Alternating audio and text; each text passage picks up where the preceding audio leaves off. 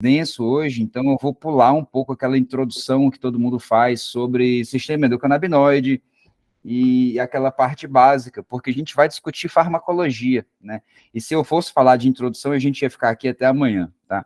Mas basicamente o que a gente precisa entender? A gente precisa entender que a cannabis é uma planta que ela tem basicamente 3 quimiotipos diferentes, né? 3 subespécies diferentes, onde eu tenho a sativa, índica e ruderalis como essas 3 representantes.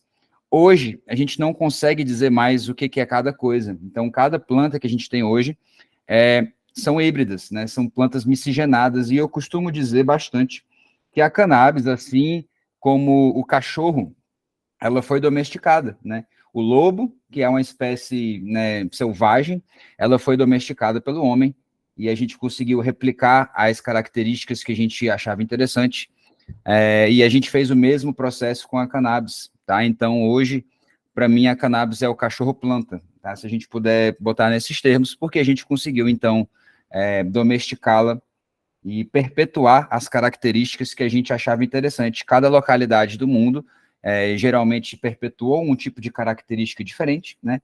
Religiosamente falando, e ali da parte do efeito medicinal também, mas hoje a gente tem ali uma miscigenação muito proeminente, onde a gente não consegue ter direito àquela definição do que é índica, o que é sativa e o que é ruderalis. A gente tem predominância genética, mas é tudo misturado. Falando um pouquinho de canabinoides e da planta da cannabis, né? A cannabis, ela consegue, então, buscar do solo nutrientes que ela vai sintetizar a partir dessa regra aqui, ó, a regra do isopreno. Isopreno é uma estrutura simples de hidrocarboneto insaturado, né? Com ligações aí que a gente vai ver. Mas os canabinoides, eles obedecem à mesma regra de síntese, tá? Então, a gente consegue dizer que os canabinoides, eles compartilham da mesma síntese dos terpenos, porque ele é como se fosse, o isopreno é como se fosse o bloco estrutural que vai, então, fabricar os canabinoides, né? Que vai, então, vários isoprenos juntos, geralmente com 22 carbonos, a gente tem, então, canabinoides. Menos de 22 carbonos, a gente tem ali os terpenos, né? Ou então os terpenoides, que são terpenos mais oxigênio. Aqui a gente tem uma sugestão bibliográfica de um artigo que é denso pra caramba, tá? Esse artigo aí demora bastante para vencer ele, aonde ele vai mostrar vários terpenos, tá? E a função de vários terpenos na ação, né, nos receptores CB1 em sinergia ou não com o THC. Então, esse estudo aqui é bem interessante, vale a pena dar uma lida nele depois, onde você vai começar a entender um pouquinho a função de cada terpeno na ativação e na sinergia aí com a terapia canabinoide. A gente fala também que existem 2 tipos de canabinoides na forma ácida, canabinoides na forma estável, na forma neutra, tá? E aqui é um pouquinho de síntese, tá, dos terpenos, que aí acaba também compartilhando a mesma síntese dos canabinoides, tá? Então, apesar das estruturas serem diferentes dos terpenos para os canabinoides, elas compartilham geralmente da mesma origem. A gente tem ali a formação cauda-cauda ou cabeça-cauda, né? E aí cada terpeno ele vai ter uma característica diferente e ele vai ter um alvo diferente, com uma função diferente. E apesar deles serem bem parecidos, né? E serem molecularmente, assim, no nível bem pequeno, bem parecidos, eles vão conseguir ter ações completamente diversas, tá? Então cada terpeno ali vai ter uma ação diferente também. E isso também a gente tem com os canabinoides, tá? A gente tem o efeito comitiva, que não deve ser novidade para vocês, mas se você não sabe o que é o efeito comitiva, é basicamente os terpenos e os flavonoides fazendo parte também do efeito, né, psicoativo. Então, uma coisa que eu gosto muito de ressaltar é que terpeno, que é vendido por aí, né, de forma isolada, de forma de terpenos extraídos de strains, eles têm efeito psicoativo, tá? Eles não são inócuos. Os flavonoides, eles são um pouquinho mais inócuos, mas os terpenos, eles têm ação psicoativa, tá? E eles são aí, né, desregulados, vamos por assim dizer, né? E a gente sabendo mexer com terpeno também, acrescentar um perfil de terpeno para alguma determinada patologia, a gente consegue alcançar e potencializar ainda esse potencial terapêutico, tá? Então, estudar terpeno faz parte de quem estuda cannabis, porque não tem como falar de cannabis sem falar de terpenos, tá? tá? Mas terpenos, eles são o quê? Aquelas substâncias que dão aroma, que dão sabor para os alimentos, para as plantas, né? São substâncias que são sintetizadas frente a alguma agressão, assim como os canabinoides. E o efeito entourage, ou efeito comitiva, é justamente esse efeito que a gente tem, aonde na totalidade da planta, ela vai ter ali os seus, né, canabinoides e os seus terpenos, seus flavonoides, e os terpenos eles vão agir de maneira sinérgica para poder ampliar esse efeito, para poder, então, maximizar o efeito dos canabinoides. A gente tem bem descrito na ciência, se vocês tiverem, né, curiosidade sobre terpenos, tem o Cannabis, que é um site muito bom, muito informativo, né, sobre cannabis e terpenos, tem o PubMed, tem várias outras fontes de ciência, onde a gente consegue estudar terpenos, e aqui eu trouxe um quadrinho só exemplificando os terpenos mais comuns na dor, né? Então, aí a gente tem o limoneno, que é o que a gente tem mais comumente, né, presente, ele tem ação em quase todos os receptores que a gente tem no sistema endocannabinoide, e ele tem uma função analgésica, sinérgica, bem legal, só que o terpeno, como ele modula GABA, ele tem função de mexer com o nível de consciência um pouquinho mais proeminente. Então, nem sempre é interessante a gente ter um perfil de terpenos no nosso óleo, tá? Isso aí também é interessante a gente dizer. Aqui eu trouxe um detalhe bem interessante para a gente, e um ponto de ciência que é interessante todo mundo da área saber, é que a maioria dos estudos que a gente tem, né, sobre canabinoides, eles são voltados para estudar os canabinoides na forma pura, na forma isolada, tá? Então, o que a gente tem hoje de recomendação de dose tóxica, terapêutica, etc., vem frente a estudos, grande maioria deles do canabidiol ou do THC de forma isolada, tá? E isso muda bastante quando a gente está falando de um óleo full spectrum. Então, para quem não é, né, acostumado com cannabis ou terapia canabinoide, a gente tem dois tipos de óleo diferentes, tá? Que é o óleo full spectrum e o óleo isolado. Isso vai ser bem importante no que vem a seguir, porque a gente vai conseguir, então, falar bastante da diferença desses dois tipos de óleo. O óleo full spectrum é, então, aquele óleo que a gente tem terpenos, que a gente tem flavonoides, que a gente tem todos os outros canabinoides que a planta consegue sintetizar de um jeito ali controlado e menor dentro desse óleo. O óleo isolado, como o próprio nome já diz, ele é um isolado. E a gente tem uma diferença clara de literatura, tá? Em sugestão de dose, onde a gente tem ali uma dose efetiva de geralmente 25 miligramas quilo dia para o óleo isolado, e aí a gente consegue fazer, né, uma divisão ali e encontrar que esse valor é mais ou menos 6, tá? É 5 para 6 vezes menor no óleo full spectrum. Então, quer dizer que o óleo full spectrum, a gente precisa de uma dose menor para conseguir o efeito que a gente consegue com o óleo isolado. E isso vai ser importante, porque tem alguns pacientes que não vão poder tomar o óleo full spectrum, tem alguns que a gente vai usar o óleo isolado, e isso a gente precisa levar em consideração quando a gente está tentando quantificar uma dose, tá? E aí, quando a gente fala de cannabis, terapia canabinoide e tudo mais, a gente tem, quem já estudou, quem já fez alguma pós, quem já procurou bastante sobre o assunto, a gente sabe que a gente tem uma curva de U invertido, tá? E aí, muito se fala sobre essa curva de U invertido, mas uma coisa que faz muito, que tem muita importância é que essa curva de U invertido, ela foi estudada e ela foi percebida no óleo isolado, tá? Quando a gente está falando de óleo full spectrum, essa curva de U invertido, então, ela não se comporta como um invertido, tá? A gente vai ter um S, né?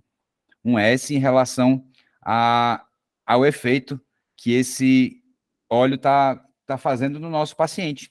Então, o U invertido é uma coisa que a gente precisa levar em consideração, porque tem um ponto máximo de efeito, e que depois desse ponto a gente começa a perder, então, as propriedades terapêuticas. Se a gente passa de uma certa dose, a gente começa, então, a diminuir as propriedades terapêuticas que a gente tem desse óleo, o que não acontece no full spectrum. A curva do full spectrum, ela é uma curva bem mais, né, dose responsiva, e ela obedece bem mais a questão de cada, né, de dose, aumentar a dose vai aumentar o efeito. Aqui eu trouxe um quadrinho informativo sobre como a gente tem as sínteses dos canabinoides na planta, né? Então, a planta de forma crua, de forma, né, sem sem nenhum tratamento. A primeira molécula que ela consegue produzir é o ácido canabigerólico, que é o CBGA, e a partir dessa precursora, que é o ácido canabigerólico, a gente vai conseguir, então,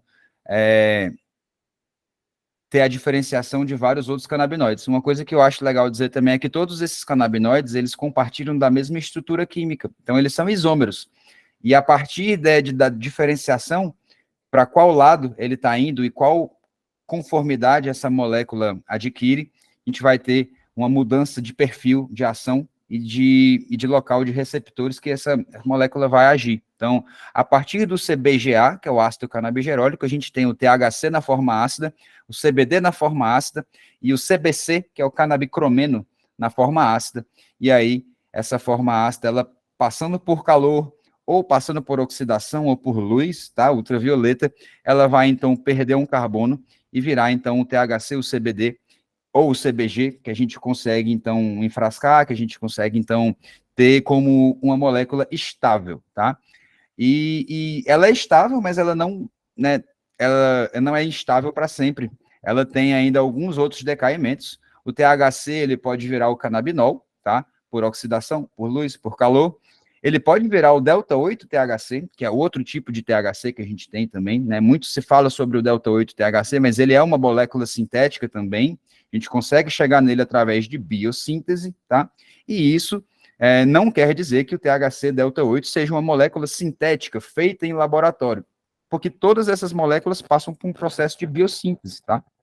E isso é interessante da gente trazer também como informação para poder melhorar um pouquinho o nível de informação que o pessoal tem sobre o delta-8. O delta-8, a gente consegue chegar nele a partir do CBD, a gente consegue chegar nele a partir do THC, mas a planta também consegue fazer isso, tá? Então, o delta-8, ele existe na própria planta, mas a gente também consegue chegar nele, e ele tem as suas vantagens terapêuticas, em algum momento ele vai ser interessante, a gente vai discutir depois.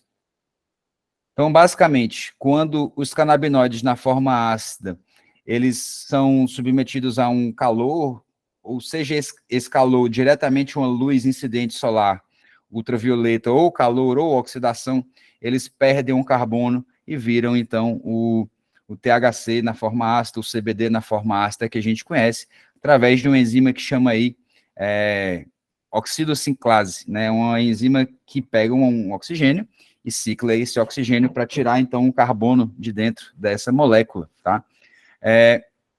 Então, importante a gente dizer, por isso que eu circulei ali, ó, que essas moléculas, elas compartilham o mesmo lugar de metabolização hepática. Isso vai ser importante lá na frente, quando a gente for falar de interações medicamentosas, tá?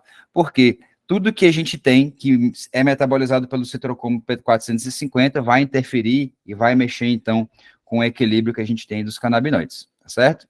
Então, só para a gente fechar, canabinoides na forma ácida, 22 carbonos, canabinoides na forma neutra, na forma estável, 21 carbonos. E essa forma estável, a gente consegue ter, então, uma estabilidade tal que essa medicação, que é extraída, enfrascada e enviada para outro país, né, muitas vezes, né, vai ter uma estabilidade que varia aí de 2 a 5 anos dentro de um frasco, tá certo? Tem uma pergunta, levantaram a mão, mas eu não consigo ver, porque eu estou na apresentação aqui. Então, depois, a gente vai ter uma sessão aí de perguntas e respostas, onde a gente consegue responder a todo mundo, tá certo? Aqui eu trouxe só um informativo sobre os canabinoides que a gente conhece hoje e alguns canabinoides que a gente tem já um certo conhecimento clínico sobre aplicações, sobre aplicações terapêuticas, principalmente, tá? O canabicromeno é um potencial interessante no tratamento de câncer, tá? E já existem estudos clínicos, de ensaios clínicos aí, com o canabicromeno reduzindo massa tumoral e sendo um excelente antioxidante, tá? O canabidiol a gente já conhece bem, a gente já cansou de falar dele, mas ele tem as suas aplicações. O CBE, que é a canabielsoína, né? O CBE, a gente está começando a ter alguns estudos sobre ele, entendendo um pouquinho sobre como o CBE funciona, tá? E uma coisa interessante de dizer, que a gente só consegue tirar esses canabinoides, né, vou dizer, menores, raros, tá? Hoje, por causa daquela hibridização que a gente estava comentando no começo da aula, né? Tem alguém com o microfone aberto aí, se puder fechar, eu agradeço. Então, essa hibridização que a planta teve possibilitou, então, que esses canabinoides, eles conseguissem, então, serem detectados para a gente conseguir, então, saber que eles existem, para a gente saber qual quimiotipo, né, qual hibridização eu vou precisar perpetuar para conseguir tirar mais desses canabinoides. Então, hoje a gente tem aí essa lista de 11 canabinoides com potencial terapêutico. O canabiciclol também, né, o CBL, a gente está começando a entender ele melhor. O canabinol, que, se eu não me engano, foi o primeiro canabinoide que foi descrito depois do THC, tá? Porque ele é uma oxidação do THC, o THC velho vira canabinol, e ele tem uma aplicação bem interessante aí na manutenção do sono REM, na indução de sono, né, como neuroprotetor também, né? O canabitriol, né, o delta 8, o delta 9, que a gente disse aqui, e o delta 9 é o THC mais proeminente na planta da cannabis, é o THC mais natural, vamos assim dizer, né, o mais prevalente. O delta 8, a gente já comentou um pouquinho dele também, né? E aí uma coisa que eu gosto de trazer é do potencial psicoativo do THC. O THC a gente sabe que ele tem psicoatividade, ele é uma molécula que carrega o efeito psicoativo da cannabis. E o delta 8, ele tem um poder psicoativo ali de 4 a 5 vezes menor do que o delta 9. Então, se a gente está falando de um paciente que não tolera o efeito psicoativo, mas precisa dos efeitos terapêuticos do THC, o delta 8 é uma excelente escolha. Vamos falar, por exemplo, de um idoso que não pode ficar, né, tonto, que não pode ficar eufórico, que não pode ficar agitado. Esse idoso vai se beneficiar mais do delta 8 do que o delta 9. Mas é tudo uma questão também da gente saber dosar. Eu, na minha prática clínica, eu acho mais fácil, mais sensível dosar o delta 8 do que dosar o delta 9. Vamos, por assim dizer, que o delta 9 tem uma janela psicoativa menor. O delta 8 tem uma janela psicoativa um pouquinho maior, onde eu consigo trabalhar num espaço um pouquinho maior, sem dar tanto efeito psicoativo no pessoal. Falando de segurança, né? Essa daqui é uma imagem que mostra, né, o encéfalo de um rato e um gráfico, onde a gente tem aí a densidade dos receptores CB1. Para quem não é da área, né, que a gente não deu aquele background sobre o sistema endocannabinoide, os receptores CB1 e CB2 são receptores que a gente tem aonde os canabinoides eles funcionam, tá? O receptor CB1, ele é mais prevalente no cérebro, no sistema nervoso central. Receptor CB2 também está no sistema nervoso central, mas ele está bem prevalentemente nas periferias, tá? Sistema imune, sistema muscular, osteomuscular, tá? E aí a gente tem uma justificativa muito legal, tá? A gente tem aí a densidade de receptores CB1. A gente vê onde está mais vermelhinho, óbvio, onde está mais denso. O cerebelo, que é o lugar que controla equilíbrio e movimento, ele é bem prevalente, bem denso de receptores CB1, que justifica, né, a cannabis ser utilizada para o Parkinson, por exemplo, com uma segurança interessante. O hipocampo, que é aprendizado e memória, ele é extremamente regulado pelo CB1, tá? Então, a gente tem que o THC, que é quem age no receptor CB1, é o responsável, então, por controlar memória e aprendizado, tá? O córtex, também, ele não tem tanto receptor CB1, mas ele tem bastante, tá? E aí a gente consegue modular cognição, humor, né, através do córtex. Núcleo accumbens, né, que é o reforço e recompensa, também é bem denso, né? E os gânglios da base talvez sejam o segundo lugar mais denso. Então, a justificativa, né, para a cannabis ser segura é que ela está presente nos lugares de funções vitais, né, do nosso da nossa cognição, do nosso controle fino das funções finas, né, movimento, equilíbrio, aprendizado e memória, coordenação motora. E aí, se vocês verem essa setinha vermelha, está apontando para o tronco encefálico. O tronco encefálico, ele tem ali quase nada de receptores. Ele tem, tá, gente? Porque, né, o nosso corpo inteiro tem receptores, mas a densidade é muito pequena, tá? E isso garante uma segurança interessante, então, quando a gente está falando de depressão respiratória. Por quê? Porque que a cannabis, porque vocês já ouviram falar, né, que ninguém nunca morreu de overdose de THC, ninguém nunca morreu de overdose de cannabis, né? Por quê? Porque cannabis não inibe o centro respiratório, então não importa o tanto de cannabis que você usar, você não vai deprimir seu centro respiratório, você não vai mexer com suas funções vitais, tá? Esse é um ponto de segurança interessante, é um argumento, né, científico de segurança, para a gente falar assim, tá, beleza, mas da onde vem esse negócio de que ninguém nunca morreu de overdose de cannabis? A gente vai ver lá na frente a dose tóxica estimada, mas essa daqui é a justificativa mais legal, que prova que a gente tem uma certa segurança relativa em prescrever cannabis, porque ela não vai deprimir as funções vitais do nosso organismo, tá? E aqui é aquele gráficozinho, aquele, né, comparativo entre receptores, né, CB1 e CB2, e aí eu botei quais as moléculas que interagem com os receptores. A gente tem comumente, né, aquele conhecimento raso de só que quem vai mexer no receptor CB1 é o THC e só quem vai mexer no receptor CB2 é o CBD. Só que o CBD, ele age no receptor CB1 e ele age no receptor CB1 tão quanto o THC age, tá? Então, os dois têm a mesma afinidade pelo CB1, mas o CBD, ele tem mais afinidade pelo receptor CB2 e o receptor CB2 tem afinidade ao CBD, tá? Então, o receptor CB1 é THC e CBD, receptor CB2 é mais CBD, tá certo? E olha só, olha o tanto de receptor, de alvos moleculares, de enzimas e de enzimas de síntese e enzimas catabólicas que a gente tem, então, no nosso sistema endocannabinoide. Hoje a gente tem, então, o sistema endocannabinoide expandido, tá? O endocannabinoidoma. Hoje a gente sabe muito bem quais são as enzimas de síntese, quais são as enzimas de degradação, quais são os receptores, quais são os alvos e quais são, então, as funções que a gente vai conseguir modular, né? E isso foi descrito muito recentemente na história, né, da ciência. Em 2013, o endocannabinoidoma, que é o sistema endocannabinoide expandido, foi descrito, né? E eu estava na faculdade ainda, tá? Então, é algo muito recente, justifica, então, na minha cabeça, as pessoas não conhecerem, né? Ninguém é obrigado a ficar antenado nas ciências mais up-to-date do mundo, a não ser nós médicos, né? E se a gente não está fazendo isso também, a gente precisa começar a fazer.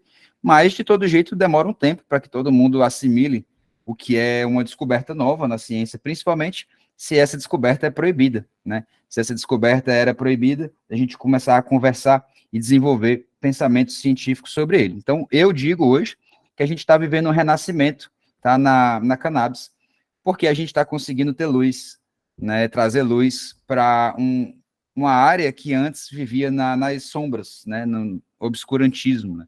Não vou me alongar muito, né, no endocannabinoidoma, mas é somente, se vocês tiverem a curiosidade depois de sentar e esmiuçar direitinho para vocês entenderem o que cada coisa dessa funciona, o que cada coisa dessa modula, vale a pena, porque isso vai trazer um engrandecimento, né, no seu entendimento de como o sistema endocannabinoide modula as funções. E aí a coisa para meses, tá? De se debruçar em cima disso e ir atrás.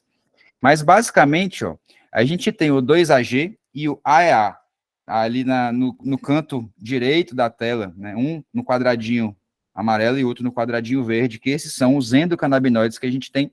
E eles, assim como o CBD e o THC, né, eles são bem parecidos com o CBD e com o THC, eles exercem, então, as mesmas funções, tá? Dentro do sistema endocannabinoide, que a gente consegue suplementar com fitocannabinoides, tá? Então, se a gente tem uma deficiência cannabinoide, endocannabinoide, essa deficiência geralmente vai se expressar na deficiência ou de 2AG ou de anandamida, e a gente consegue suplementar isso com fitocannabinoides que vêm da planta da cannabis.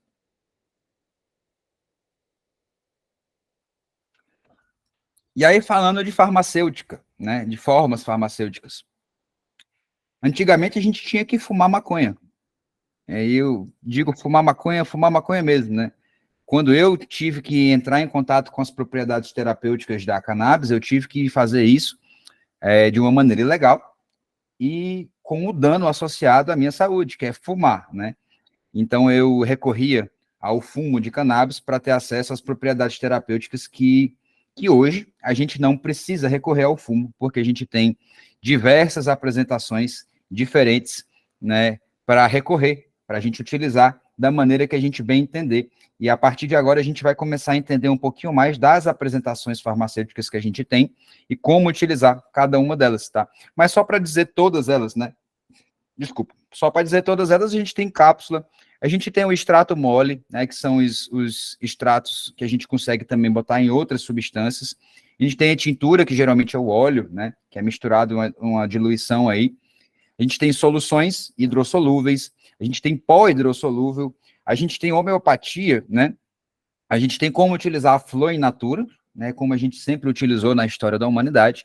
A gente tem como nebulizar isso, a gente tem como inalar isso de maneira aerosol, né, com um aerosol. A gente tem como inalar isso com vaporizadores que esquentam ali o canabinoide na sua temperatura de ebulição e mantém a matéria orgânica presa, né? A gente tem comprimido, a gente tem supositório, a gente tem óvulo vaginal, a gente tem spray intranasal, a gente tem ali o creme tópico, gel tópico, pomada tópica. Então, a gente tem uma variedade de jeitos de utilizar os canabinoides hoje, que aí sim começa a abrir um leque gigantesco de utilizações. Antigamente a gente só utilizava a forma fumada e tinha que se contentar com isso, e os resultados eram menores, eram com menos objetivos, né? A gente mirava como se a gente usasse uma bala de canhão para acertar um alvo de dardo, né? E aí, hoje a gente consegue meticulosamente saber o que a gente está fazendo com um objetivo mais específico. Mas e aí? Como é que eu vou escolher cada via, né? O que que eu vou fazer? Então, a gente precisa entender cada via por si só. A gente precisa entender como cada via vai se diferenciar da outra. E aí a gente tem o quê? Ó? Via oral, que geralmente é a terapia padronizada hoje, vou ficar mais tempo nela porque ela é a mais cômoda, ela é a mais segura, ela é a que é menos danosa para o nosso corpo, e é que ela é mais fácil da gente transportar, né? Mais fácil da gente quantificar, da gente diluir e transportar. Então a gente tem, né, uma diferença primordial entre o ato de fumar e o ato de tomar uma medicação via oral é que a gente tem a farmacocinética e a farmacodinâmica totalmente diferentes, tá? Então, na absorção oral, a gente tem que os efeitos se iniciam de 1 a 2 horas, né, ao ato de se medicar. Então, toda vez que eu estou prescrevendo um remédio, por exemplo, para insônia, para um paciente, eu tenho que dizer assim, olha, tome 1 hora antes de dormir, tome 1 hora e meia antes de dormir, se você quiser já dormir de cara. Se você tem problema de insônia de manutenção, que você acorda várias vezes de noite, não tem problema inicial, você pode então tomar e deitar, que essa medicação vai fazer o efeito dela ao longo da noite, tá? Então a gente tem como mexer nisso aí também. A gente tem um pico de ação entre 2 a 4 horas, depende muito do estado nutricional do paciente, com uma duração média de 8 a 24 horas, tá? Tem paciente que realmente é mais sensível, né? E aí fica mais tempo sobre o efeito. THC e CBD têm a mesma biodisponibilidade, tá? Por via oral, que é mais baixa. Via inalatória, via fumada, é mais alta. Mas, assim como a medicação demora mais tempo para entrar, surtir efeito, ela demora mais tempo para sair. Mas a biodisponibilidade dela é mais baixa, tá? Tempo de meia-vida é de 30 horas para a fase de distribuição e para a fase de excreção é de 5 dias. E aí a gente tem também isso daqui como um ponto interessante quando a gente for discutir clínica, tá? Daqui a pouquinho a gente volta nisso. Uma coisa interessante também é a parte de pré e pós-prandial. Vamos botar faz um exercício comigo, tá? O paciente, ele tá com fome, ele não se alimentou e ele vai almoçar. O organismo dele, sem, né, alimento dentro dele, tá mais ávido, então ele vai puxar mais rápido aquele nutriente que chegar até ele, mas esse nutriente ele vai ser mais degradado pelo ácido do estômago. Então a biodisponibilidade pré-prandial é menor. A biodisponibilidade pós-prandial é maior. Por quê? O organismo tem, né, tá preocupado em digerir a comida, e aí, preocupado em digerir a comida, não digere tanto o canabinoide. A gente tem, então, uma absorção mais lenta, só que uma maior biodisponibilidade no pós-prandial. E no pré-prandial, a gente tem, então, a menor biodisponibilidade, mas uma absorção mais rápida, tá? Então, a gente tem como também jogar aí com esse tempo de absorção. A via inalatória tá ali inflamatória, mas acho que foi o corretor, me perdoem, tá? A via inalatória, a gente tem como fazer aí de vários jeitos. Os efeitos se iniciam super rápido, de 2 a 5 minutos. Eles vão atingir um pico entre 10 a meia hora, 10 minutos a meia hora, com uma duração mais rápida. Então, vocês conseguiram ver a diferença, né? Inalado, eu consigo ter uma ação instantânea. Via oral, demora um pouco, tá? Essa basicamente é uma diferença que a gente precisa levar em consideração. THC e CBD também têm a mesma biodisponibilidade, tá? Que chega ali até os 35%, tá? E a via inalatória, ela evita o metabolismo de primeira passagem, por isso que a biodisponibilidade aumenta, tá? Porque então eu vou botar diretamente na minha corrente sanguínea e aí vai ter mais efeito. O tempo de meia-vida geralmente é 30 minutos e também, para a fase de metabolização e excreção, continua sendo 5 dias, tá certo?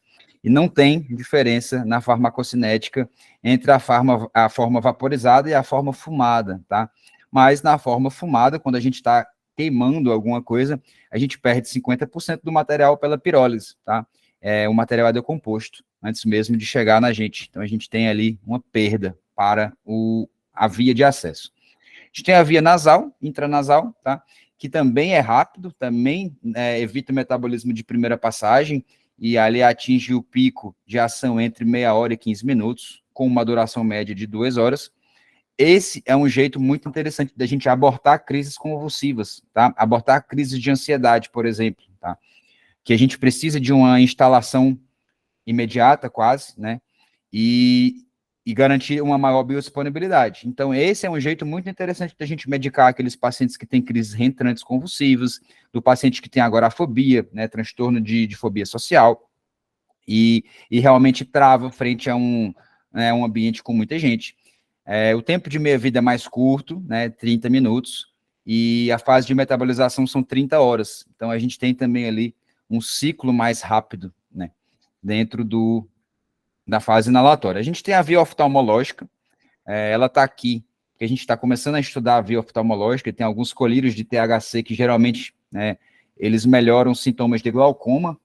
O glaucoma, THC, o CBD não é tão interessante porque resseca um pouco mais a mucosa, né, ocular, mas a via oftalmológica também tem um pico de ação intermediário ali, né, o efeito se inicia logo, porque é local, né, e o pico geralmente demora mais para acontecer, porque é uma área muito pequena que está absorvendo e é uma área muito distante, tá, do centro. Então, o pico geralmente é em 60 minutos. Também evita metabolismo de primeira passagem, tá? A gente tem, perdão pelo erro aí, viu, gente, do título aí. A gente tem a via tópica, tá, a via dermatológica, e a gente tem a absorção cutânea, sim, né, de canabinoides na pele. A gente absorve tudo que é lipofílico, a nossa pele responde muito bem, tá? Então, para algumas doenças como psoríase, algumas doenças como doenças inflamatórias, né, epidermólise bolhosa, aquelas doenças que são bem estigmatizantes da dermatologia, a gente consegue ter cremes tópicos com ação muito, muito interessante, né? Em associação, óbvio, com a terapia via oral. A terapia via oral, a gente consegue fazer uma terapia sistêmica associando a via tópica, tá? A gente tem a via vaginal e a via retal, que é uma relativa novidade, tá, no mercado para a gente aí. Para alguns pacientes que têm endometriose, pacientes que têm hemorroida, pacientes que têm, né, uma necessidade de absorção mucosa, a gente tem alguns supositórios vaginais, algumas drágeas vaginais também, que melhoram um pouquinho aquela sensação de dor inflamatória da endometriose, dos sintomas de menopausa, né, de ressecamento mucoso, e também daqueles sintomas de TPM, né? Quem é mulher aí sabe que alguns sintomas de TPM incluem desconforto vaginal também, né? Ele é semi-invasivo, então a gente consegue colocar, né, de um jeito menos invasivo, ele vai ter ação local e absorção local. Ele também evita, né, metabolismo de primeira passagem, porque a ação dele vai ser mais tópica, tá? A gente tem via intravenosa, tá? Isso aí é mais na literatura, tá, gente? Via intravenosa é uma via que a gente abandonou hoje nos canabinoides, né? Não se propagou o conhecimento da via intravenosa, porque é simplesmente muito difícil da gente alcançar uma medicação estável o suficiente que não seja tóxica. Então, como a biodisponibilidade vai ser de 100%, a gente vai ter uma dose tóxica bem mais preocupante, tá? E quando a gente está falando de via intravenosa, a gente está falando de canabinoides sintéticos. São canabinoides feitos em laboratório, tá? E aí eu gosto de trazer um argumento para vocês. Não sei se vocês são religiosos ou qual nível de espiritualidade vocês têm, mas vamos chamar de evolução ou Deus. Deus ou a evolução passaram milhões de anos lapidando as moléculas dos canabinoides, né? Então, eles passaram ali, os canabinoides existem há milhões de anos, foram lapidados pela seleção natural e pela evolução, né, por milhões de anos, e hoje a gente tem as moléculas com melhor efeito, né, com melhor custo-benefício natural. Quando o homem vai tentar fazer alguma coisa no laboratório, óbvio que dá errado, né? As primeiras vezes vai dar errado, a segunda vez vai dar errado, e muitas vezes vai dar muito errado, como é no caso dos canabinoides sintéticos. Então, não tem para que a gente fazer um canabinoide sintético se a gente tem uma planta que consegue fazer. Esse interesse sintético é puramente de patente, né? E a gente sabe que isso daí foi abandonado porque simplesmente a gente não conseguiu fazer um produto seguro, tá? Eu trouxe esse quadrinho que eu fabriquei para vocês aqui, né? Onde a gente tem um resumão, então, de farmacocinética e farmacodinâmica, das maneiras de se medicar com cannabis oral, inalatória, parental, sublingual, oftalmológica e retal. E aí é a nível de informação mesmo, se vocês tiverem alguma dúvida, pode recorrer aí a esse material e tirar print, fazer o que quiser, me pedir aí que eu mando, tá? Mas esse aí é um ponto interessante aí para a gente conseguir ter mais segurança, tá? Pô, na minha opinião, a gente só consegue dominar realmente alguma terapia quando a gente entende a farmacologia dela, como ela entra, como ela é metabolizada e como ela sai do nosso corpo, tá? E isso, né, vai influenciar muita coisa no tratamento dos nossos doentes. Então, falando de metabolismo, né, a gente está falando de farmacologia, é um assunto nerd, é um assunto denso, é um assunto bem capilarizado, né? Falando de metabolismo, o metabolismo dos canabinoides é no fígado, né? Assim como quase tudo que é lipofílico no nosso corpo. Citocromo P450, geralmente ali, ó, pelas enzimas que estão descritas, CY2C9, CY2C19, CY3A4, tá? Essas são as três enzimas principais para os canabinoides. A gente tem também outras enzimas que participam, tá? Então, essas outras enzimas, elas vão ter um efeito, elas vão ter uma influência grande em como a gente tem, né, a eliminação dos canabinoides. E importante também a gente falar que tudo que a gente conhece, todas as medicações que a gente conhece, que são metabolizadas pelas mesmas enzimas, obviamente, elas vão sofrer uma alteração no seu nível plasmático, né? E isso é interessante demais para a gente poder, então, prever interações negativas e positivas, tá? Nem sempre que a gente está falando de interações medicamentosas, a gente está falando de interações negativas. Às vezes ela é sinérgica. Eliminação é nas fezes, na urina e na bile, né? E o tempo total de excreção varia bastante. E varia de indivíduo para indivíduo, varia de estado nutricional para estado nutricional. Faça um exercício comigo. Se essa substância ela é lipofílica, ela tem afinidade para tecido adiposo, o paciente gordinho, né, o paciente que está em ganho de peso, ele vai acumular mais, né, porque essa substância lipofílica vai acumular no tecido, né, adiposo desse paciente. Agora, né, e isso, o paciente gordinho, ele vai levar mais tempo para depurar, né, ele vai levar mais tempo para excretar isso dentro dele. Agora, vamos pegar um paciente atleta, né, cannabis e esporte é uma coisa que a gente está fazendo muito hoje, e aí eu tenho a sorte de estar aí num ambiente onde eu consigo tratar muitos atletas e atletas profissionais com cannabis. O atleta profissional, ele não tem um nível de gordura tão alto, ele não vai acumular tanto canabinoide, ele vai metabolizar mais rápido e excretar mais rápido. Então, ele não acumula tanto, tá? Apesar de que acumula, e a gente tem aí doping, tá? E tudo mais para poder pegar isso daí. Mas cannabis esporte a gente pode tratar em um outro momento, que é um momento também que vai me dar muita alegria de compartilhar com vocês, tá? A gente tem uma dose letal média estimada. A gente não conseguiu chegar numa dose letal ainda, porque ela é praticamente inalcançável. Vamos fazer esse cálculo. 800 miligramas por quilo. 800 miligramas por quilo é muita coisa, gente. Né? É praticamente inalcançável. Né? Vamos supor que eu tenho um paciente de 50 quilos. Né? Quanto que eu vou precisar dar de cannabis para ele ter uma dose tóxica? E geralmente uma dose hepatotóxica não é uma dose que vai suprimir, né, o centro respiratório, ele morrer, né, enfim, sem respirar. A dose, geralmente, do CBD, ela é um pouquinho mais tolerada do que do THC, pela essa parte de efeito psicoativo, mas a gente tem as doses estimadas, né? A gente já teve gente, sim, que faleceu de canabinoides sintéticos, tá? Mas de canabinoides naturais não existe nenhum relato ainda na ciência relatado realmente que seja dose de canabinoides que foi o responsável por esse óbito, tá? Então, a gente tem ali entre 800 e 1.000 miligramas quilo, uma dose que é estimada, mas eu tenho um paciente no consultório, por exemplo, que faz 800 miligramas dia. Eu tenho um paciente no consultório que faz 1.000 miligramas dia de CBD. Pacientes de epilepsias refratárias, né, que geralmente precisam de uma dose muito alta de CBD, tá? E óbvio, quando a gente está falando dessas doses de CBD tão altas assim, é o CBD, geralmente o CBD isolado, tá? Que geralmente a gente precisa de doses bem mais elevadas para poder alcançar um equilíbrio, né? Lembra, peraí que eu fui demais. Lembra lá, né, que a gente estava conversando sobre o óleo full spectrum, ele tem, então, uma eficácia melhor do que o óleo isolado, e a gente tem que subir a dose do óleo isolado para equilibrar o efeito, né, do óleo full spectrum. Aqui a gente tem as ações farmacológicas do CBD, principalmente, tá? O CBD, ele é antagonista do THC, e eu não sei se vocês já ouviram falar, que é algo bem comum também na terapia de cannabis, né? Vocês já ouviram falar, assim, que o CBD, ele diminui o efeito psicoativo do THC, né? O CBD, ele equilibra o efeito psicoativo do THC, né? Eu estava numa aula do professor Alexandre Kripa, né?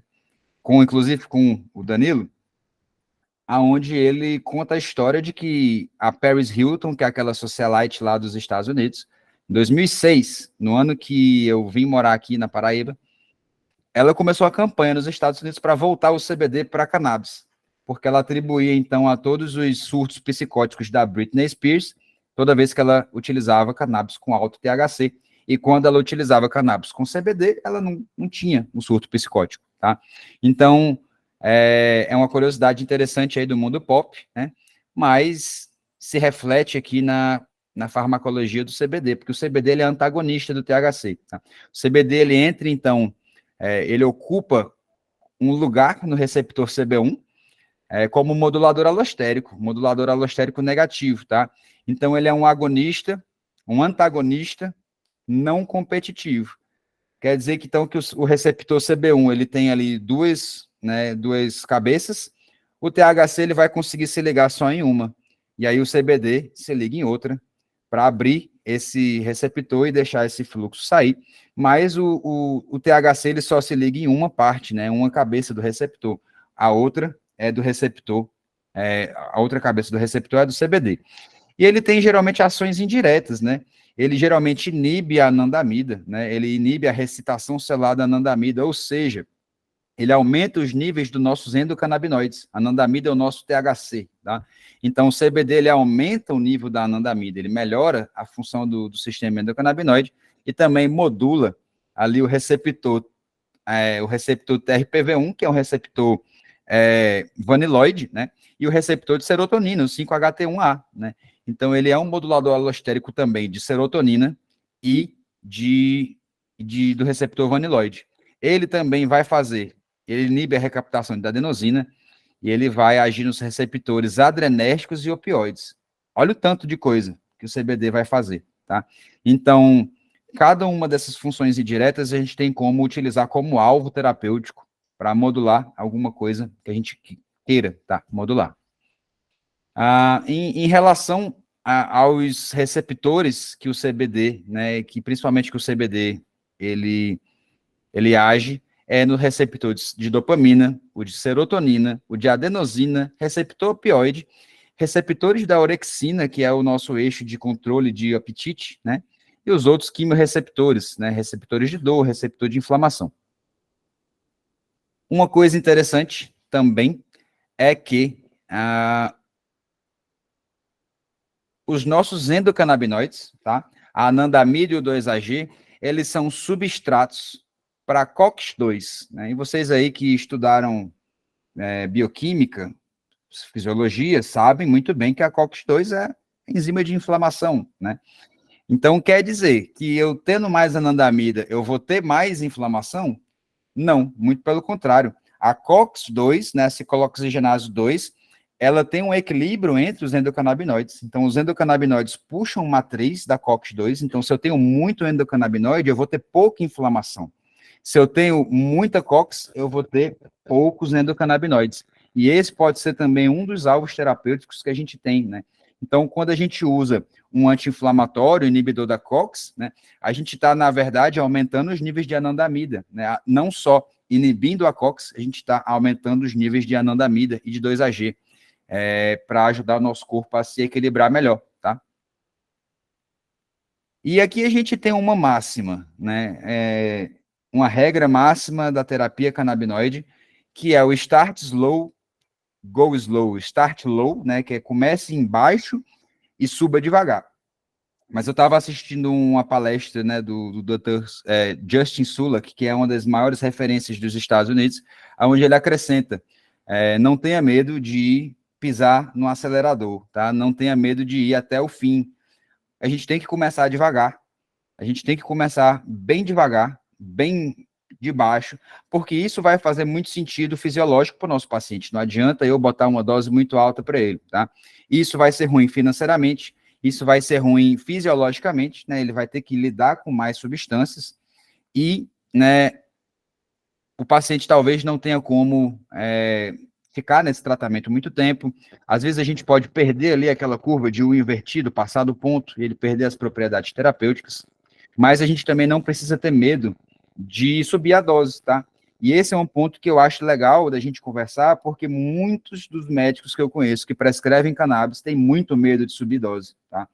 E não é para ter medo, a gente viu essa aula todinha hoje, foi para dar um pouquinho mais de segurança de vocês subir dose. A gente viu que é seguro, a gente viu que a dose tóxica é muito longe, tá? Então a gente tem segurança de subir dose sim, tá? Vamos pensar em subir dose, tá? Em aumentar as doses do nosso paciente. Óbvio, a gente tem que começar de baixo e ir subindo à medida que a nossa resposta for sendo, né, não alcançada. Mas a gente tem que lembrar também de não ter medo de subir a dose, tá bom? Esses dois estudos, eles são bem interessantes, né, também muito densos, no quesito de sugestão de como subir dose, de como utilizar as doses de cannabis, tá? Então, são revisões sistemáticas, né, e considerações práticas ali de como a gente fazer isso. Mas a nossa literatura brasileira, né, a gente tem pessoas como o Dr. Grieco aí e o Dr. Russo que já foram, né, por esse caminho, já trilharam esse caminho, e já fizeram, então, sugestões, né, de dose para a gente conseguir seguir, se basear nos nossos protocolos, né. E para vocês que não seguem nenhuma associação que eu digo é, por exemplo, a Ambicam, que é a Associação Brasileira de Médicos Prescritores, a APMC, que é a Associação Pan-Americana de Medicina Canabinoide, né. A APMC,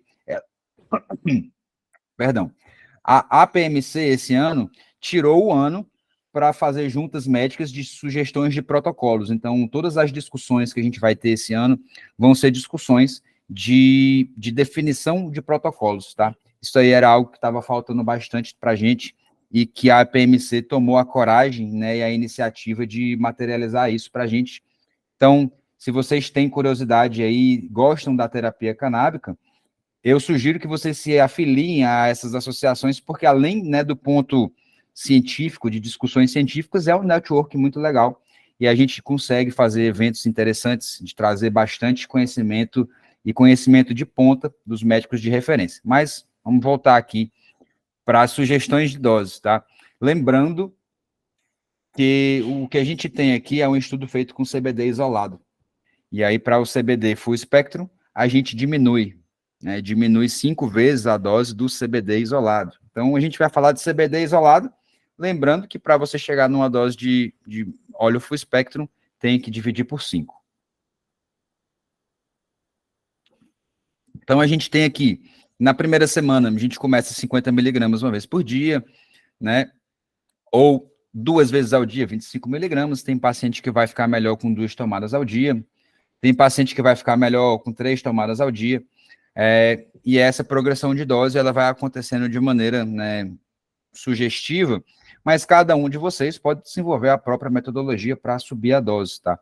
Eu tenho a minha própria metodologia, eu subo a dose de uma maneira mais individualizada, menos protocolar, né? Porque eu gosto de acompanhar meus pacientes, mas fica a dica para vocês assim, a gente precisa pelo menos ter um parâmetro de avaliação de uma semana para outra com uma dose, para ver como que aquele organismo vai responder. Principalmente o CBD, que o CBD ele não tem efeito psicoativo, então eu não vou ter um parâmetro tão palpável para eu saber se está funcionando ou não. É mais uma questão, né, holística, uma questão de bem-estar, uma questão de melhora da qualidade de vida do paciente. E isso é muito imperceptível de um dia para o outro. Então, a sugestão é avalie o seu paciente semanalmente, desenvolva o seu método para conseguir acompanhar os seus pacientes, pelo menos nessa primeira fase, até encontrar uma dose-alvo para eles. Como o THC, né, a gente começa com uma dose também bem mais baixa, eu gosto de começar com 2,5 miligramas, tá? 2,5 miligramas de THC, para mim, me parece uma dose mais sensata de começar, porque a gente tem, né, uma diferença genética entre os pacientes. Cada paciente, ele vai metabolizar o THC de uma maneira diferente. E principalmente o THC, que tem efeito psicoativo, se o paciente ele metaboliza THC muito mal, 2,5 miligramas pode ser uma dose de efeito psicoativo importante para ele, tá? E se o paciente, obviamente, metaboliza THC bem, 2,5 miligramas não vai dar muita coisa. Então, a gente vai subindo de 2,5 miligramas a 2,5 miligramas, até encontrar uma dose que o paciente tem um efeito psicoativo. Tem alguns pacientes que não gostam, que abominam efeito psicoativo, tá? E como é que eu faço para chegar para o paciente e dizer assim, olha, essa medicação tem um efeito euforizante, né? Você tem que alinhar as expectativas e você tem que dizer ao paciente, ó, essa medicação que a gente vai iniciar, ela tem efeito psicoativo, você precisa ficar ciente disso para que a gente evite, né, um mal-entendido e equalize as expectativas. Se você não gostar do efeito psicoativo, a gente retrocede a dose, mas é importante que você encontre a dose de limiar psicoativo do paciente. Então, o que eu faço? Eu vou subindo a dose até o paciente se sentir desconfortável. Quando o paciente me falar assim, olha, eu estou demais, não gostei, eu pego e dou 2 passinhos para trás, porque aí eu evito chegar nessa dose psicoativa do paciente, e ainda assim eu tenho os efeitos terapêuticos do THC, né, na nossa terapia. E óbvio, THC é para quem pode THC, para quem precisa de THC, CBD é para quem pode, quem precisa de CBD, cada um vai ter suas, né, aplicações terapêuticas diferentes. E aí, falando de uma coisa que eu até estou vivenciando nesse momento, eu estou em washout. Alguém já disse para vocês que a gente precisa fazer um feriado terapêutico, né? O conceito de washout, de feriado terapêutico, é simplesmente para a gente conseguir ressensibilizar os nossos receptores, né? Eventualmente, quem usa cannabis, né, de maneira crônica, vai começar a ver que vai precisar subir a dose, subir a dose, subir a dose, para alcançar um efeito terapêutico. E o jeito da gente evitar isso é fazendo o washout, né, que é lavar os nossos receptores. E a gente faz isso desprescrevendo, né? Na verdade, prescrevendo um feriado terapêutico. Fique uma semana sem usar, fique 2 semanas sem usar. Esse é um ponto importantíssimo, pouca gente fala, porque a gente sabe que existe, mas isso garante, né, que esse paciente ele vai conseguir, então, né, uma constância, né, a manutenção do tratamento dele vai ficar de um jeito mais fácil, porque vai chegar um ponto que o seu paciente ele não vai conseguir subir dose mais, porque vai ficar caro, tá? Vai ficar imprático para ele manter o tratamento, e aí você precisa dizer, pare de tomar por 1 ou 2 semanas, e aí a gente continua, né, da onde, né, parou, um pouquinho antes, na verdade, né, porque ele vai estar ressensibilizado, né, e isso garante, então, que esse paciente tenha ele surfe uma onda de sensibilização e dessensibilização que seja mais fisiológica, tá? Tem alguns pacientes que não vão poder parar o tratamento, né, paciente que tem epilepsia refratária, paciente que tem dor de câncer, por exemplo, dor oncológica, não vai poder parar o tratamento, mas é tudo questão da gente ver também indicações, contraindicações, risco-benefício, mas de todo jeito, o washout, feriado terapêutico, ele é extremamente recomendado pelo menos 2 vezes por ano, tá? Então, fica a dica aí para vocês que estão trabalhando, querem trabalhar com cannabis, a gente precisa dar esse tempo aí sem cannabis para que os nossos receptores fiquem de boas. Então, gente, nossa aula formalmente termina por aqui, tá? As nossas referências estão aí, eu vou disponibilizar os artigos para vocês depois, né? Eu posso disponibilizar todos os artigos que eu tenho para vocês, porque eu acho que eu me sinto no dever de fazer isso, tá? E agora, a gente vai começar uma discussão de casos, né, onde eu trouxe 3 casinhos clínicos aqui, não tão simples, para a gente ver. Primeiro caso clínico, deixa eu só tomar uma aguinha aqui.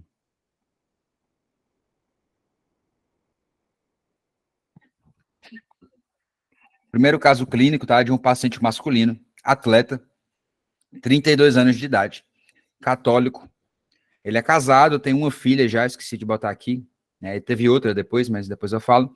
Então, ele era praticante de futsal, ele foi goleiro profissional por 5 anos. E crossfit, né? O crossfit para ele era mais um divertimento. E ele não tinha histórico nenhum de patologias, né? Sem contato prévio com cannabis, previamente ígido. Né? E ele começou, então, né? As lesões do crossfit, aquelas famosas lesões do crossfit, ele apresentou uma fratura no osso do primeiro quirodáctilo da mão esquerda. Aí ele foi diagnosticado com uma fratura de estresse, imobilizou, usou anti-inflamatório, corticoide, né? E não resolveu. Ele evoluiu com piora, né? Depois do mês de imobilização, retirou o gesso e a lesão aumentou, né? A fratura aumentou ao invés de consolidar. Evoluiu com piora da dor, perda de massa óssea e um processo inflamatório intenso, tá? E foi então indicado um procedimento cirúrgico com correção de placas e pinos. Aí a gente pensa, será que foi um osteomielite, né? Fez exame para osteomielite, não era, né? Nada infeccioso.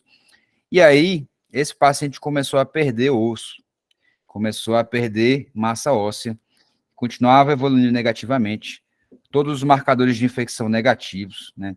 Foi, então, para a ortopedista oncológica, descartou o processo neoplásico, não tinha nenhuma linhagem neoplásica, tá? Foi para o reumato, foi para o ortopedista, foi para o ortopedista oncológico. Então, ele foi para um médico no Canadá, né, que diagnosticou síndrome de Gorham-Stout, tá, que chama doença do osso fantasma.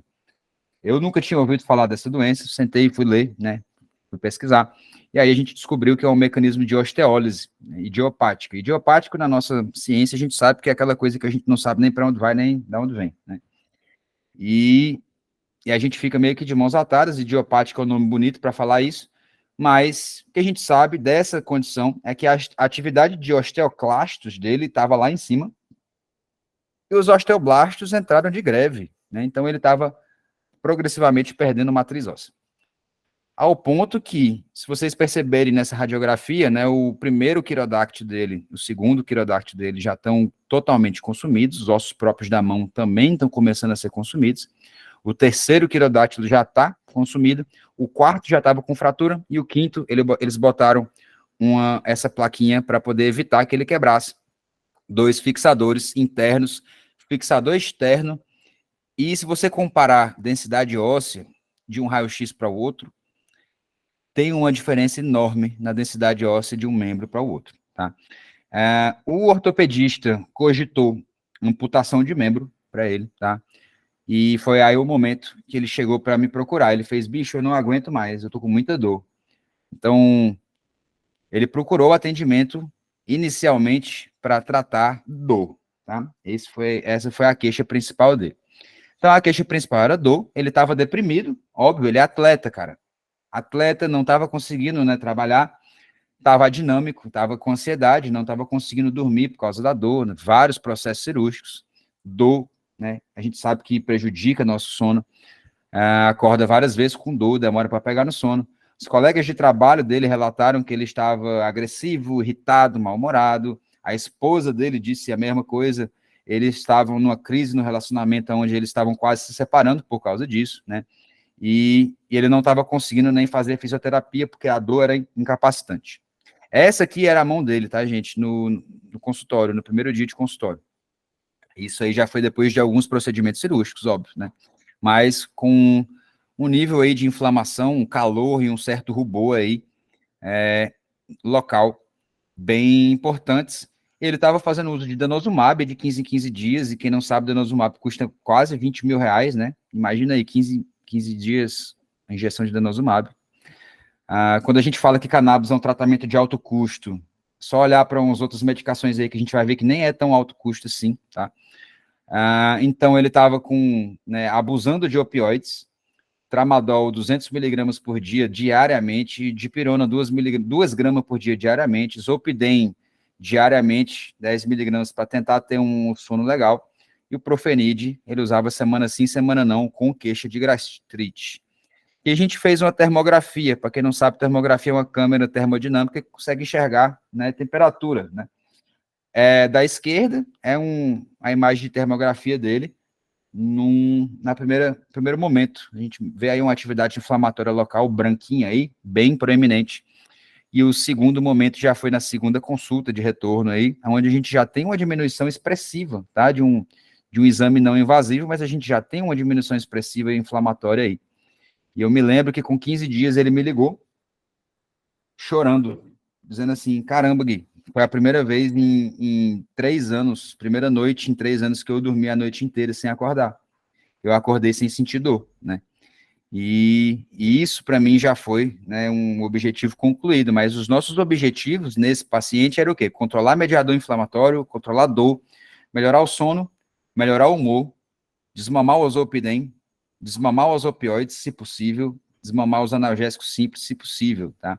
Proposta iniciada, depois que eu estudei um pouco sobre a condição dele, eu vi que a gente precisaria entrar com canabigerol, né? Com o CBG, a gente entrou então com a formulação de 1:1 de CBD com CBG, nem tão concentrado assim, tá? 40 miligramas por ml, bem tranquila, tá? A gente começou então uma posologia inicial de 2 gotas pela manhã e 8 gotas à noite, para ver se ele melhorava o sono, tinha um sono melhor, tá? A gente otimizou isso para 4 gotas de manhã e 10 à noite, que foi quando, né, ele me ligou, e isso depois de 2 semanas, ele me ligou dizendo que estava sem dor. Então a gente encontrou um equilíbrio aí em 0,8 ml por dia, né? Cerca de 35 miligramas. É uma dose baixa, tá, gente? Não é uma dose alta, não, tá? De CBD. E 35 miligramas de CBG. Né? E aí, olha só o resultado.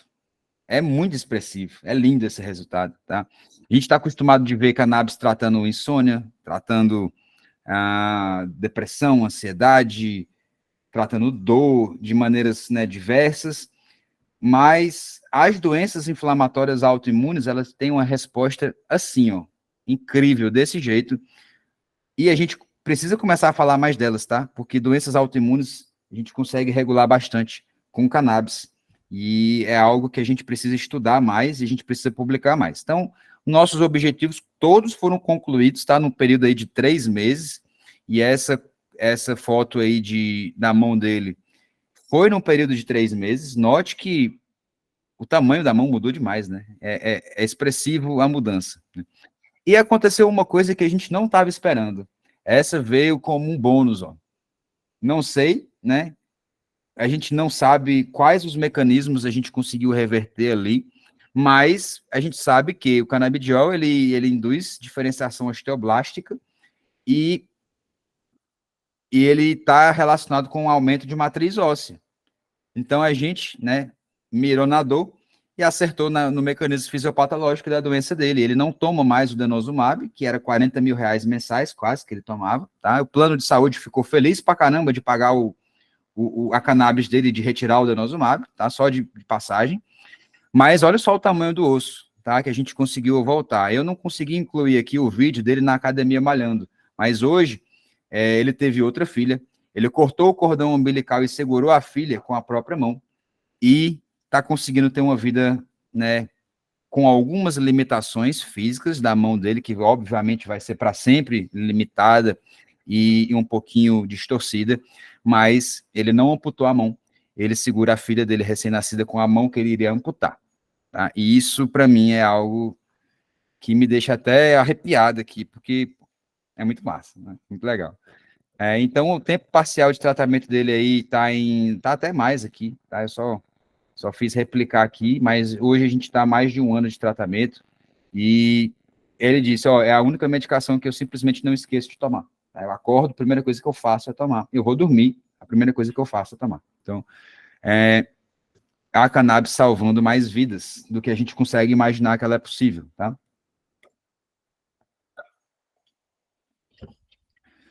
Tem um outro caso que me chamou bastante atenção. Esse caso foi logo no começo da minha prática clínica. E foi um pai de um aluno meu, sou professor universitário também aqui na Unifacisa. Então, um aluno meu me procurou dizendo que o pai, né, ele tinha tido um AVE isquêmico e ele ficou com afasia transcortical motora, tá? Ficou com alteração de sensibilidade no braço direito, sem movimentação dos membros inferiores, que o deixou cadeirante. Ele consegue, né, caminhar com muita dificuldade, auxiliado por um andajá ou por terceiros, né, mas ele não consegue sozinho, né. Então, ele ficou bem prejudicado por esse AVC, né, com muitas sequelas. E aí, ele tem uma dificuldade, quem sabe o que é a fazer transcortical motor aí, sabe o que eu estou falando, mas ele tem uma dificuldade enorme de comunicação, onde ele não consegue iniciar a fala, ele replica a fala dos outros, ele parece um papagaio, mas ele não consegue iniciar, não sai a primeira palavra, não sai da parte do cérebro dele que está com sequela do AVC. Em algum momento, né, a família conseguiu colher um relato dele, que ele estava preso dentro de si, né? Eu imagino o que ele deve estar passando, né? Ele verbalizou isso, né, em uma ocasião aonde a família e ele estavam tentando se comunicar, né? E aí as medicações que o neurologista propôs foram geralmente medicações, né, padronizadas ali, a lamotrigina, depaquene, desvenlafaxina, oxcarbazepina e losartana. Vale salientar que ele ficou com algumas crises convulsivas. Ele teve 2 crises convulsivas, né? Então, o pessoal iniciou para ele esse horror de medicação aí, né? Frente a 2 crises convulsivas, esse estado pós-AVE, e memória recente, memória de longo prazo, estavam tranquilas, não foram afetadas, mas ele estava fazendo uma polifarmácia de medicações sedativas e depressoras bem importante, né? E aí, o primeiro questionamento que eu tive quando ele chegou foi assim, tá, beleza, e as crises convulsivas, como é que estão? E ele estava sem crise há mais de 2 anos já. Então, o pessoal que atendia ele, neurologistas, não tiveram, né, a sensibilidade de chegar e tentar começar a desprescrever as medicações antiepiléticas depois de 2 anos de convulsão controlada, né, que aí isso coube a mim a fazer. Então, a gente, beleza, convulsão está bem controlada, mas ele tem queixa de apatia, de sonolência, ele não consegue lidar muito bem, ele não consegue se comunicar muito bem. E aí fica um questionamento bem importante para vocês. Será que essa apatia dele é do pós-AVE? Ou será que essa apatia dele é da polifarmácia? Né? É um questionamento que muitas vezes a gente não se questiona porque, ele teve um AVE, ele ficou super sequelado. Tá, e aí? Mas será que essa apatia dele vai ser da medicação ou do AVE? A gente tem que tentar ver isso também, né? Então, os objetivos que a gente elencou no tratamento foi diminuir a sonolência e diminuir a apatia, tá? Toda vez que a gente está tentando desprescrever uma medicação, a gente vai, então, elencar as medicações com maiores efeitos colaterais para tentar tirar primeiro, já que ele está fazendo uma polifarmácia, e aí a gente tem que alinhar as expectativas com a família, sempre. Lembra que eu já falei isso antes, né, de alinhar a expectativa.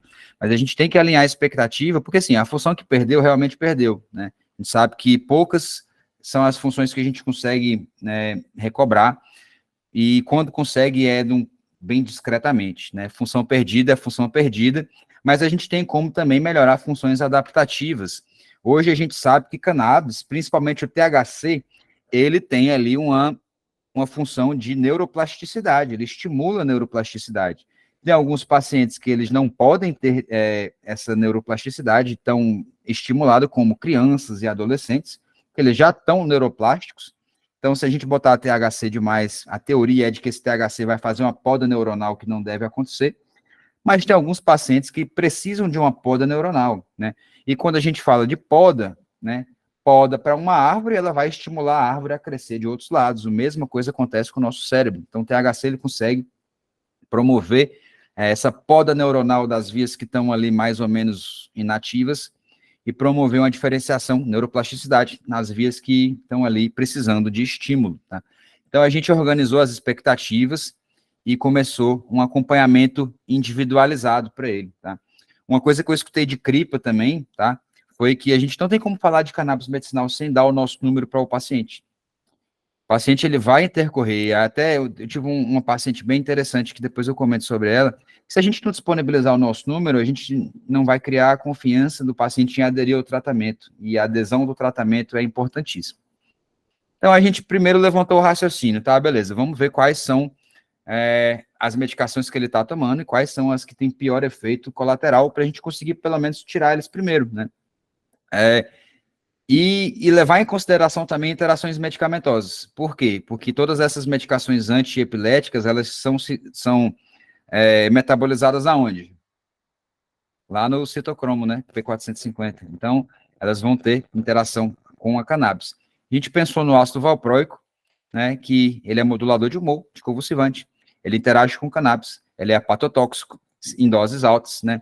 E a gente precisa ter em mente também a hepatotoxicidade da administração concomitante entre CBD e o ácido valproico, tá? E a gente tem que monitorar enzimas hepáticas.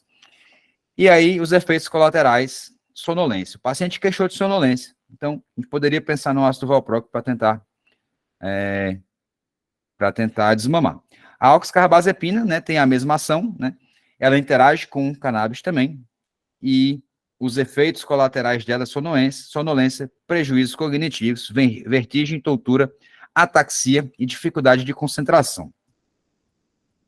A lamotrigina também é um anticonvulsivante modulador de humor, não interage com a cannabis, então a lamotrigina foi a última que eu pensei em retirar, tá?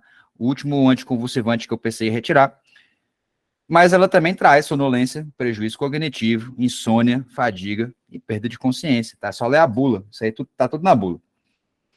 A desvenlafaxina, que é um antidepressivo, a gente manteve, né, pela queixa do paciente de adinamia, então a gente manteve um antidepressivo para ele e pensou, então, né, iniciei um óleo de associação para eles, uma associação aqui de Campina Grande, onde a gente tem um óleo de THC com CBD, onde a gente utilizou ele de uma maneira bem moderada, porque eu não queria deixar ele com efeito psicoativo, eu só queria que o THC tivesse presente, e lembra que eu falei, né, que o CBD, ele equilibra o efeito psicoativo do THC. Então, toda vez que eu estiver botando THC para alguém, eu vou botar CBD na mesma quantidade. Por quê? O CBD ainda vai ajudar o THC a não ter um efeito psicoativo tão proeminente. A gente pensou nas duas terapias combinadas, tá? Um óleo de THC com CBD em um momento específico do dia e o óleo de CBD em um momento específico da noite, tá? E aí a dose inicial, 5 gotas do azul pela manhã, 5 gotas do laranja pela noite, tá? E aí a gente tentou o desmame do Depaquene e da lamotrigina. Não, aqui foi na verdade Depaquene e da oxcarbazepina. A lamotrigina foi a que a gente tirou por último, tá? A gente tirou o Depaquene, tá? E desmamando ele gradualmente, naquele desmame gradual que a gente tem que fazer, 250 miligramas 2 vezes ao dia para 1 vez ao dia, durante 4 semanas, e depois suspendendo o uso após 8 semanas iniciais. E o paciente passou 2 semanas de controle sem Depaquene, tá? Sem crises convulsivas, não teve nenhum evento novo, e relatando melhora expressiva do humor, tá? Da vontade de fazer as coisas, da volição, e ele voltou a sorrir. O paciente voltou a sorrir só da gente tirar o Depaquene dele, tá? E aí responde aquela pergunta que eu tinha feito. Será que a dinamia dele, né? Será que a anedonia dele era do AVE? Será que a gente não bloqueou simplesmente a neuroplasticidade dele com a medicação, né? E nesse caso se confirmou isso, né? A gente retirou o Depaquene e ele começou a ter uma melhora expressiva do humor, uma melhora da volição, voltou a sorrir. A gente tirou a oxcarbazepina, né? E aí ele começou, né, a responder muito bem, né? E aí a gente tem um acompanhamento com ele já há mais de 2 anos, mas ele segue 1 ano sem crises convulsivas, ele teve uma crise convulsiva ainda no meio do caminho, tá? Mas ele segue há 1 ano aí sem crises convulsivas e com melhora expressiva no humor e na volição. A família me relatava que ele era uma pessoa muito bem-humorada, que ele tirava muita brincadeira, né? E que ele era uma pessoa super, né, bem-humorada. Uma coisa que mudou bastante depois do AVE, depois desse horror de medicação. Só que aí, a gente tirou 2 anticonvulsivantes para ele, e para mim já estava com sucesso terapêutico, tá? A gente já tinha encontrado um equilíbrio, eu não pensava em tirar mais nada dele. Aí a gente melhorou a volição dele a um ponto que ele conseguiu verbalizar para a família assim, ó, para o filho, formatura. formatura. E aí a família entendeu que era ele perguntando, e aí, quando é que é a sua formatura, cara? E ele manifestou o desejo de ir tirar a foto de formatura com o filho, quando ele foi tirar a foto de formatura, ele teve esse desejo, né? Ele manifestou isso. Isso, para mim, é um sucesso, tá? Não só um sucesso de terapia com cannabis, porque a gente está estimulando neuroplasticidade, mas a gente está tirando também medicações, a gente está conseguindo utilizar a cannabis como um meio de diminuir os efeitos colaterais horríveis dessas medicações alopáticas, tá? Então, esse caso eu trouxe justamente para mostrar que não é só aplicar cannabis, né? Ao aplicar cannabis, a gente consegue reduzir outras medicações, e reduzindo outras medicações, a gente melhora bastante a qualidade de vida dos pacientes, tá? O terceiro caso é bem rapidinho, e eu achei bem interessante, né? Foi um caso até mais recente, dentro do consultório, aonde um paciente, ele procurou, né, a minha consulta, meu consultório, portando já uma receita de outro profissional, de cannabis, né, com autorização de importação.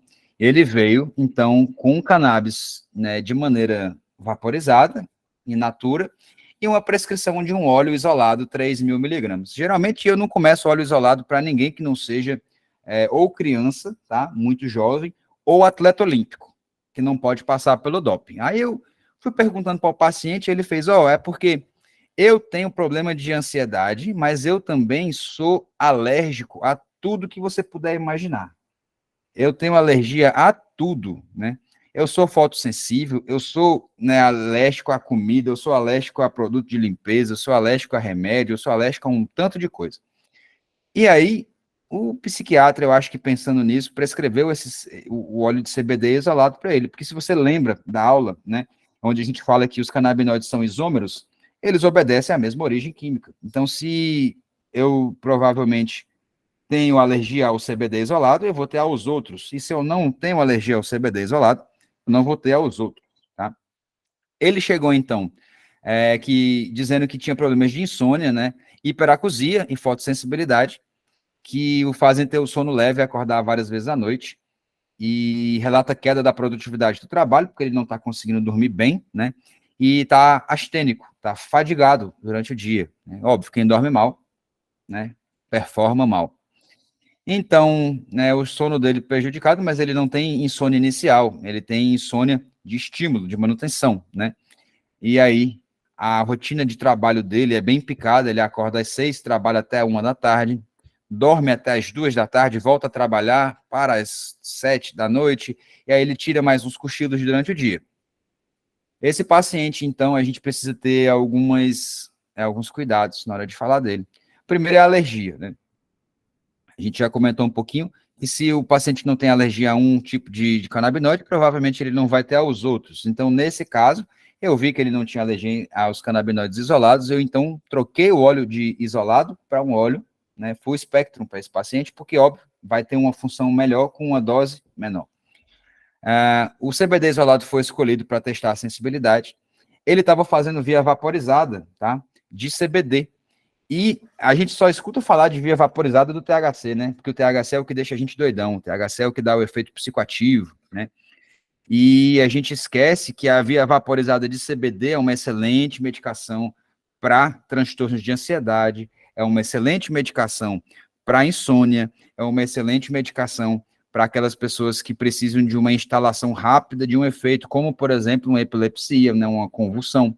Então, a gente precisa entender, gente, a via vaporizada como uma via de acesso formal, tá, a cannabis, porque no resto do mundo isso é assim, é ciência.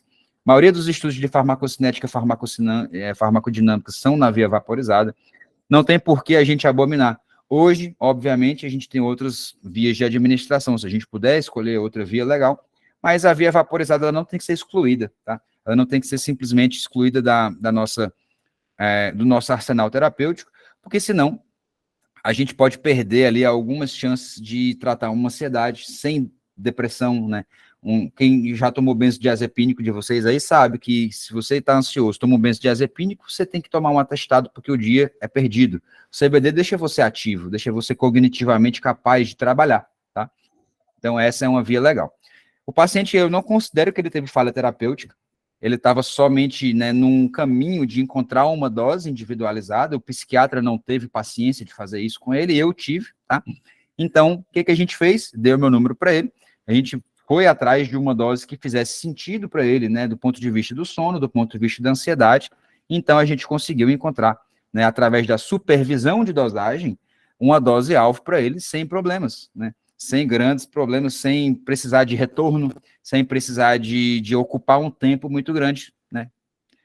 E era isso. Muito obrigado pela atenção de vocês, tá?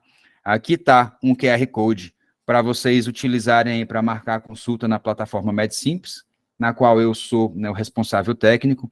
A gente tem esse QR Codezinho aí para vocês, vou deixar um tempinho, mas se vocês quiserem tirar print, tirar o celular, pode usar. Tá aqui minhas redes sociais, se vocês puderem me seguir, eu fico muito grato, né?